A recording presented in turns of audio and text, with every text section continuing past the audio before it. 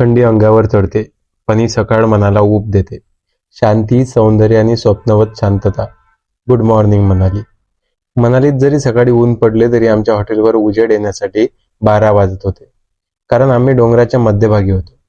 डोंगराच्या मागे सूर्य दिसत होता, पण पहाड आडवा असल्यामुळे ऊन आमच्यापर्यंत येत नव्हते.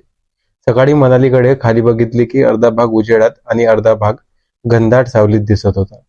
हॉटेलमध्ये सफरचंदाची लागवड होती आणि खरोखरच पहाडी हिमाचली वाईब होती. सकाळी फोटोशूट करून टनलकडे निघालो. रस्त्यात बराच वेळ घालवला. मनाली समोर लेह लडाख रस्त्याचा नजारा खूपच सुंदर होता. मनमोहक निसर्ग, पहाडे आणि रस्ते, धुक्यात हरवलेली सकाळ आणि डोंगरांनी लिहिलेली कविता, याचं सार आहे मनाली. टनलवर थोडा वेळ घालवला आणि एक फॅमिली फोटो घेतला.